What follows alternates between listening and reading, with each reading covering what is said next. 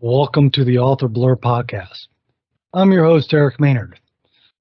On this episode, I'm speaking with R.M. Mulder. He's an interesting fella. He discusses in great details about his book that is a fantasy, dystopian, just a range of areas to discuss for where his book is. He also tells us about just how we're starting with his first in a multi-line series. So listen to the show, enjoy it, or if you're watching, enjoy the show as well. Remember, he will be pointing to something on his computer screen, so those who are listening, you might not understand when he says this here. He's actually pointing to something on his screen. As I'd like to remind everyone, these shows are pre-recorded. They're done in a video as well as an audio format, so people can enjoy them in many different ways. So, with that being said, enjoy the show. Go to authorblurb.com where you can find the show notes, the show itself, where other episodes are being basically streamed, or you can listen to them on the website as well. We have all of our guests' profiles there for you to view, and even some articles that some of the authors have written. So with that being said, enjoy the show, and I'll talk to you afterwards. So I am here with Richard Mulder. We're talking about his books. He has his first book out, and Richard wrote a fantasy, a dystopia. He wrote, the book just has a wide range. Instead of me going through this, Richard, you go under the published name R.M. Mulder. Can you tell people a bit about your book, about your series, about yourself, so that we can get to know you? Yes, absolutely. So originally, I published back in 2016. It was originally called Conquest. One of the comments that I received from one of the readers, several readers actually, was that the way I designed the book, it had a multiple person point of view. And so you jump from one character, each chapter switched from one head to the next. And a lot of readers got frustrated with that. And they felt like they couldn't stay, on track with the story, and it got a little confusing to them. And so I recently stepped back and I really thought about my series and what I wanted to do with the series. And I realized, you know what? In fact, another comment, a similar comment was, this book has so much in the story. I wish there was more. And I realized, okay, what I need to do is I need to separate this book out into individual points of view. And it's still a third-person narrative. However, it's just one particular character and their point of view. So this one right here, this is Ascension. So Conquest, this is a dystopian gamelet saga. And Ascension is the story of Alan. So Alan, he is our main character in this particular story. He is an attorney, and he's a big-time gamer. So attorney by day, gamer by night. And he has so the beginning half of the story, he gets into a personal conflict. Basically, his girlfriend of many years, he had this whole big proposal planned out, and he had coordinated with his sister to try to get ideas and everything. And so the big event comes that he's at this restaurant, and he sits down, and she comes, and he's really nervous and everything. And then ultimately he finally gets the courage. He gets down on his knees and he begins to propose. And she's like, whoa, okay, hang on. The whole restaurant is watching. And they're like, oh, all right. And meanwhile, he's like, I just got to push through. And so he pushes through this proposal, and she just stares at him blankly like, we need to talk. And he's like, what? And so ultimately, she accepts a phone call, some urgent phone call, and she just storms off. And he's just left there. The waiter shows up with the check, shows up with the bottle of wine. All right, do you want me to pop the cork? He's like, no, here, just get me the check. I've lost my appetite. And so he's depressed. He doesn't know what's going on through his girlfriend Lily's head. And so ultimately, his buddy's a cop, and his buddy picks him up, and he's like, hey, what's going on? He's like, I just proposed. And he's like, oh, congrats. No. She said no. And he's like, oh, dude, I am so sorry. And ultimately, he's like, hey, man, I'm heading to the arena. Do you want to come with? And so the arena, Conquest, that's the name of the game. Mm-hmm. And this game is designed by a company called Cyberbolt Entertainment. And think of it kind of like Blizzard. And they have this unique interface where players, so there's two types of players, two types of consoles, as you would say. There's an implant, a surgical implant that is in your right temple for those who can afford the expensive surgery. And there's also it's just the standard, goggles or whatnot, for virtual reality. But the implant creates an augmented reality perception where you're inside the game. Like, you feel everything, you smell everything, you see everything. You are completely immersed. It's a fully immersive augmented reality console that they provide. Now the arena, so you can play anywhere, but in the arena you actually get to, it's a fully controlled environment. Everything's made out of green foam, so you stumble, you fall, you're fine. They got paramedics on hand just in case, but it's an ability to really play as if you are inside this world. And so he'd never gone, but his buddy had gone there all the time. And his buddy, James, he says, hey, you want to come with me? And he's like, you know what? I got nothing better to do. Why not? So they head to the arena. They get there, and they have this service package. You can either pay for a day, and the day is separated between weekend and weekday. Or you can pay for their premium services, and their premium services are a monthly subscription or an annual subscription. And this premium member package comes with a ton of extra benefits. He sat back and thought about it, and he's like, you know what the heck? I'm going to get a monthly membership, just 1 month. So they log into the game, and first off, they get dressed into these in the locker room, and they come out, and it's like the gates of Mordor are opening up. Welcome, players. And he's like, what the heck? And he sees the green foam, and then he turns on his augmented reality chip, and everything just completely changes. The full landscape, dragons flying in the sky. Everything's like, oh my gosh, this is amazing. So he gets to play in person and has a great time.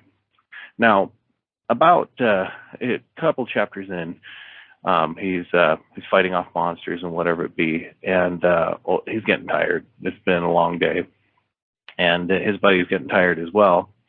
And he's like, "Hey, I'm just gonna log into." And one of the things that he gets frustrated about, because he'd been playing a little bit before this proposal had happened. He gets frustrated that his friend is leveling up so quickly. And he's like, what is going on? How are you leveling up as fast as you are? I mean, we've been playing the same amount of time, and you're like double the levels. And his friend Chuck was like, because I level up in my sleep. He's like, what are you talking about? And originally he had accused him of, logging in while he's on duty. And James was like, no, I would never do that. I'm responsible.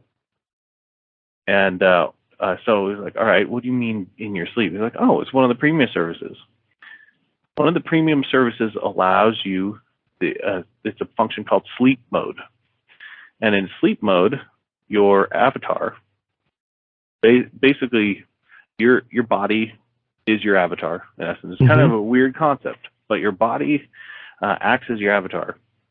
And when sleep mode is activated, your serotonin levels spike, where's the opposite? I can't remember exactly. It's all detailed, but the whole point is you go into a comatose state.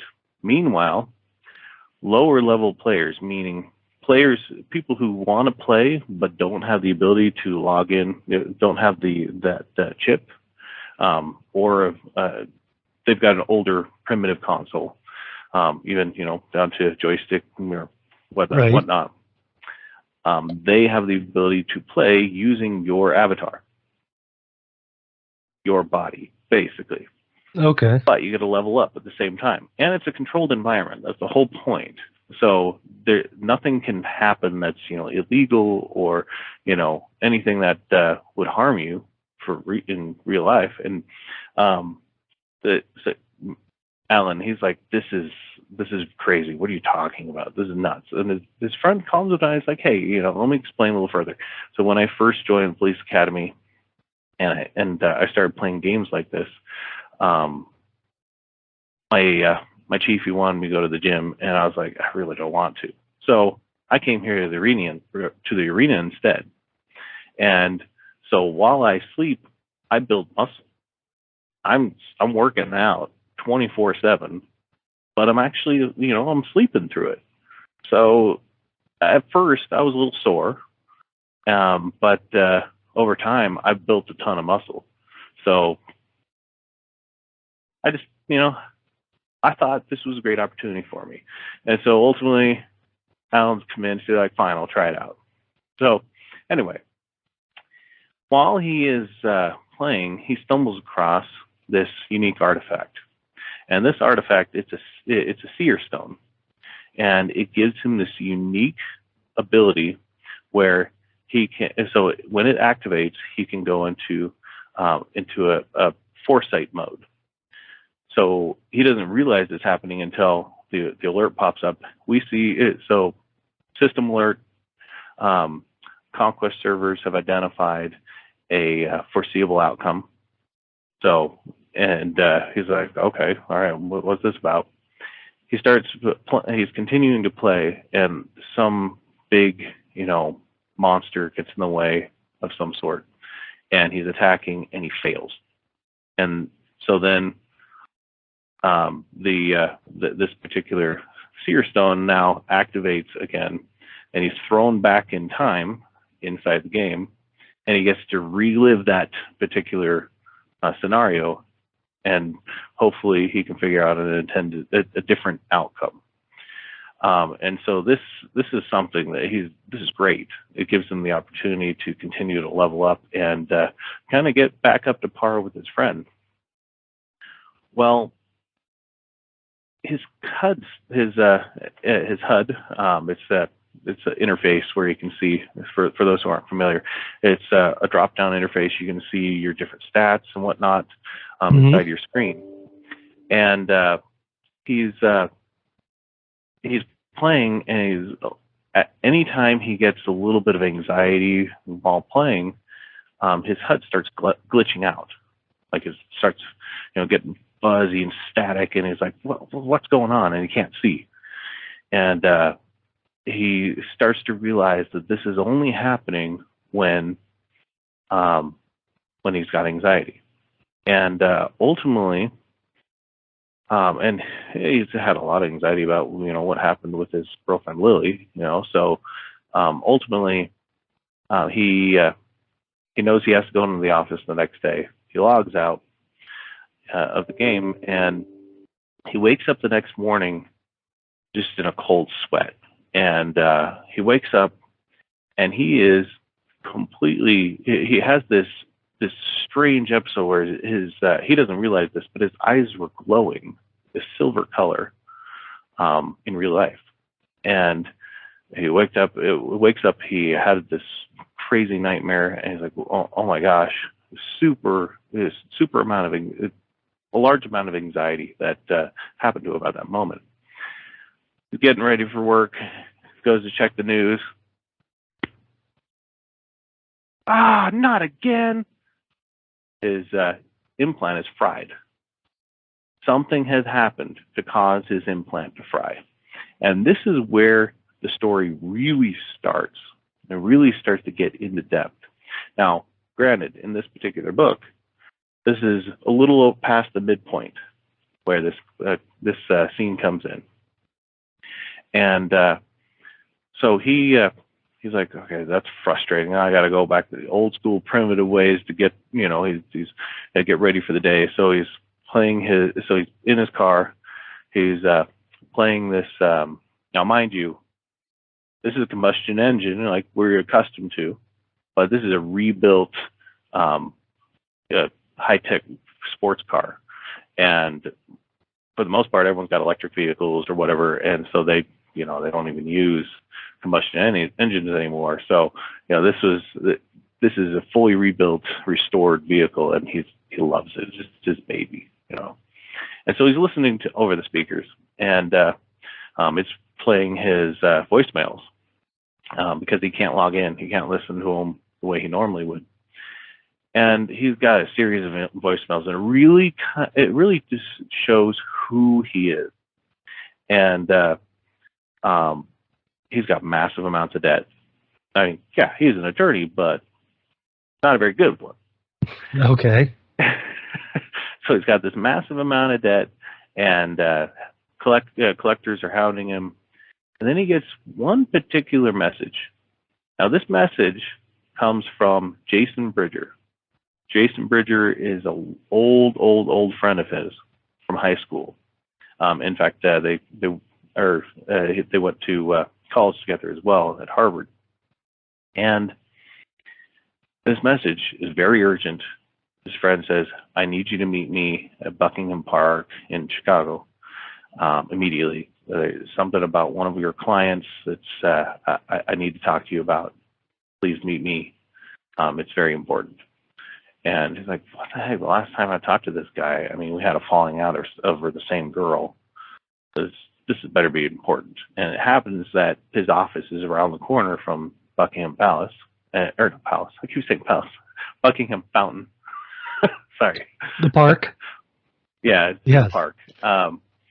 Anyway, so he's like, all right, I guess I'll go there.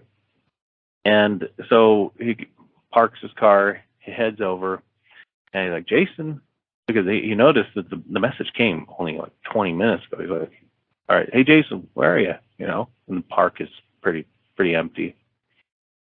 And suddenly he started feeling really, there's a lot of anxiety. He's like, "What's going on?" And he sees someone sitting on a park bench. Now, mind you, it's just barely, twilight. It's the sun's coming up, and so it's still a little dark. And he's like, "Hey, Jason, is that you?" The guy stands with a cane. He tells him a thick Turkish accent. And he's like, your friend's not here." And I was like, "Wait, Timur Demyan? What are you doing here?" Timur Demyan, he is the CEO of Cyberbolt Entertainment. And Alan had a meeting with him later that day to go over a securities contract. And this securities contract was going to be basically what was going to save him financially. And he's like, "Well, what's going on here?" Next thing he knows, Timur's got a gun and cocked and ready. He's like, "What did Jason tell you?" And he's like, whoa, what's going on here? And what did Jason tell you? And he's like, he said something about one of my clients. Wait, you? That's what I was afraid of. And he goes, and he's like, what were the details basically? And I was like, it's just, I don't know. He's like, "I'm afraid I have to kill you now." Shoots him in the chest. he feels it. It's severe pain, raspy breath. He falls to the ground, blood everywhere. A little graphic. All right. And then he feels this strange aura surround him, and he can start to breathe again. And then Timur starts screaming, popping off, pow, pow, pow, pow. And when Alan opens his eyes, he swears he must be dead. He sees these bullets spinning in the air and just stationary. Right. When he registers Timur, when he registers Timur's response, like scream like, "Why is that going on?" Suddenly, the bullets clack to the ground, and this aura, silver aura of light that enveloped him, has fully healed him. And this is the beginning of his journey, understanding his true self and who he is meant to be. And a little more information there. His purpose, he is the final seraph, also known as the fifth horseman. So, 4 horsemen of the apocalypse. There's a 5th one. You just don't know about it yet. All it right. was conveniently written out. And so, long story short, that's a long story. This is the beginning of his what do you call it? His journey. His journey, yes, his awakening. So let me ask this then. So you'd say that this is a dystopian fantasy adventure. It doesn't, to me, when I hear dystopian, I'm thinking the world is in shambles, all this is happening. Because it sounds like it's kind of a modern, nicely set up, still well-functioning society. Mm-hmm. Where's the dystopia come into this storyline? So this is pre-dystopia. Okay. Here. And is just prior to certain events that are about to happen. Now, again, Alan is just one particular point of view. There are several other point of views in the original story that are now spread out into the series. Mm-hmm. Lily, his girlfriend, is a very important piece of that. So is Brittany Parker, a police officer. And then we also have Doug. Doug is a very paranoid individual, and he's one of my favorite characters. He's got a very particular role. And then there's John. So between, now I'm not going to tell you too much about John because that's unique. And you'll find out more in this particular story, Ascension, who John is. All right. Now, of these different point of views, there is a particular event that happens, a rapture-like event that is controlled and created by Timur. Now, this event causes a large population of Earth to be transported to another world. This world is called Zion. And in this world, now, this isn't your typical Zion, what you think of, oh, wow, this glorious, wonderful place, that some people think of. It used to be that way, but it's not that way anymore. It is now a desolate wasteland, and there's a creature there called the Leviathan. Mm-hmm. And this creature is, there's a little bit of Christian fantasy in here. This creature is God's greatest enemy. And this enemy, it's in the form of, it's a smoke-like form. It's got red eyes, and it consumes people's souls. And these, when he consumes their souls, they now become his subjects. And so ultimately, this is Timur's plan, to get everyone to surgically install these implants so that he can cause this massive rapture event to feed the Leviathan. Okay. So, and that explains where that's coming in. So, with that being said, this is the first of a series, correct? Mm-hmm. So, yes. And you're saying that with everything else you have, each character is going to develop their own series or their own book in the series. So, Correct. how long are you expecting this series to be, or do you plan on having it continue as long as possible? Do you have a set date, set end, or do you have a... Yes. All right. So it is a 5-book series. Most of the second is already written, and most of the third. So I intend to release the second by August this year. The third will be released around October, is what I anticipate. And then from there, it'll be a little more spaced out, but we're looking 2023 for book 4 and 5. Okay. And what got you to start writing these? Did you have inspiration? Was it something you just one day was sitting there going, and the story all came into your head? What was the beginning of this series? Oh, it was about, so in 2016 when I initially published it, I had been plotting out this idea for about 7 years. And the idea started with simply, what if the concept of the city of Enoch, the city that was taken up into heaven, what if that city of Enoch is the same as Atlantis? All right. The stories just got meshed, and so the rumors spread, and so people created false rumors based on this. What if those are one and the same? And so everything stemmed from there. So that's a little bit of a disclaimer there, or all right. What's not the right word? Excuse me, a spoiler. Spoiler. Okay. Yeah, so a little bit of a spoiler there. This land of Zion, this world called Zion, has a chunk of land on it called the land of Enoch, and at the center of this land, there's a city called Atlantis. Okay.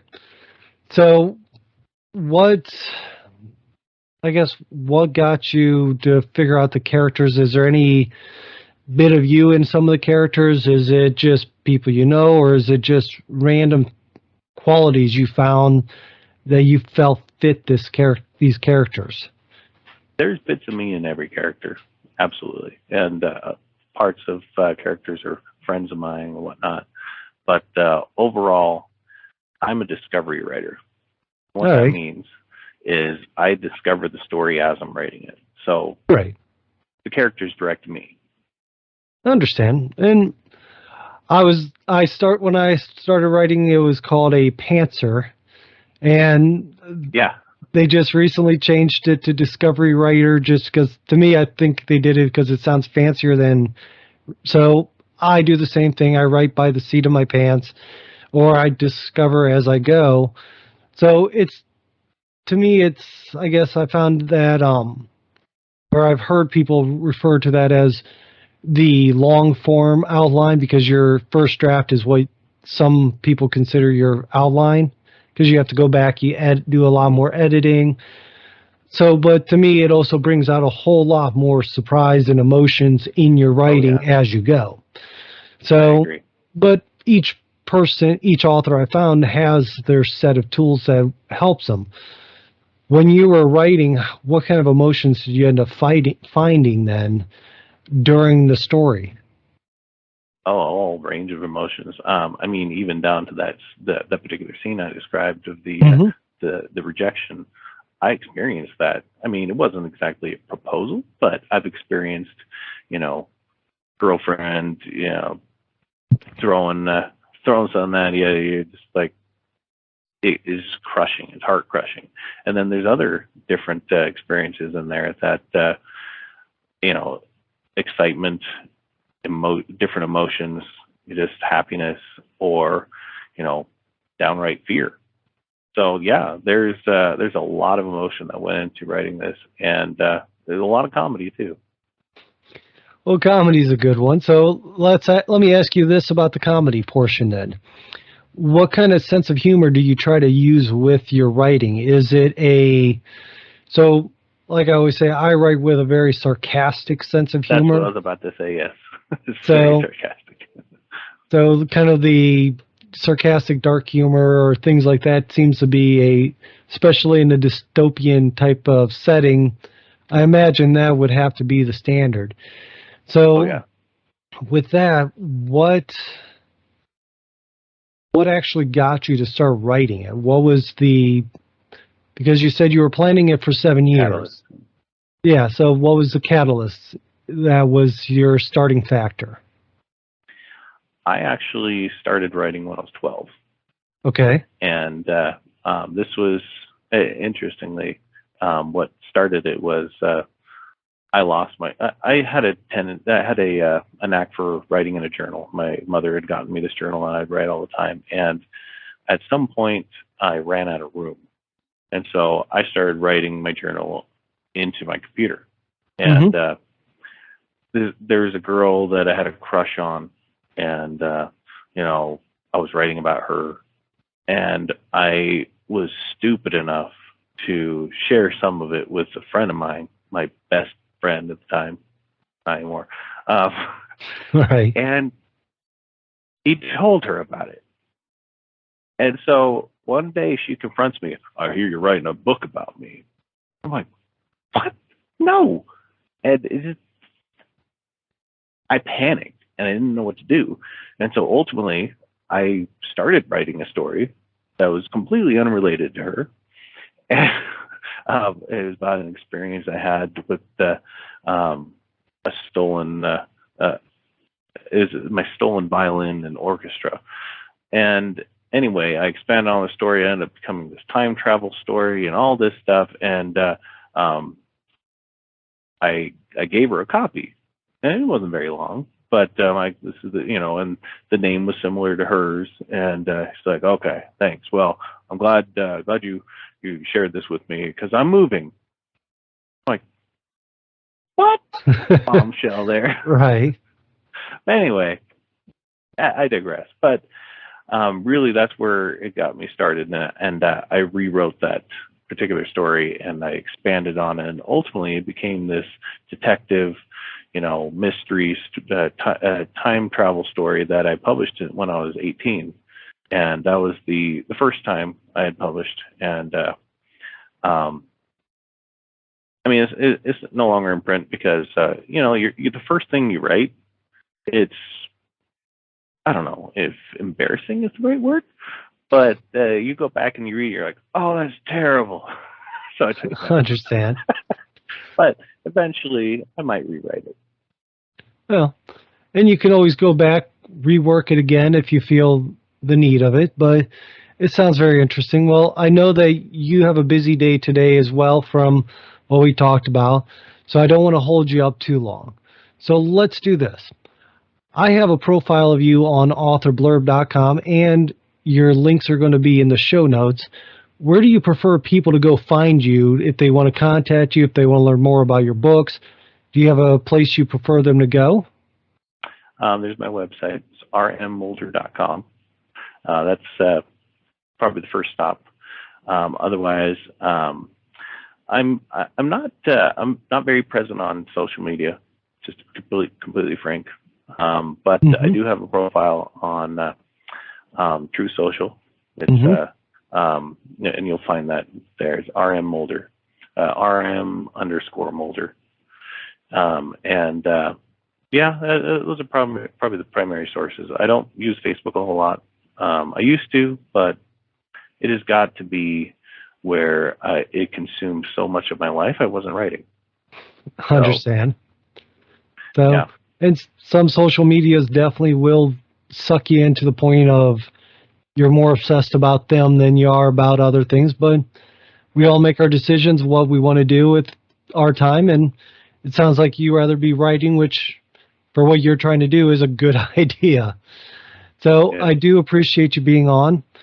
I'm going to end the recording so that this is the end of the conversation for everybody else. But if you can hold on for me for just a moment, we'll talk a few moments as well. And then, again, thank you for coming. Thank you. I appreciate it. All right. So we've gone through the show. You heard everything that Richard has said. I hope you enjoyed the episode. I hope you enjoyed everything he said. And I hope you're enjoying all the other guests that we've had. Because if you have, that means you're going to be enjoying what's coming up. I've had a large selection of authors to try to get on this show, and I'm very happy with all the ones I've gotten. So with that being said, go to authorblurb.com, where you can find the author's profile, the author's episodes that you're listening to, so you can hear and watch prior episodes. If you don't want to watch them on the website and you want to subscribe to the show, you can find at authorblurb.com there as well, where the shows are. So with that being said, thank you for coming. Thank you for joining us. And most of all, thank you for subscribing and being part of the audience that gets to meet the audience or meet the authors. So thank you. Have a good day, and I'll talk to you next week.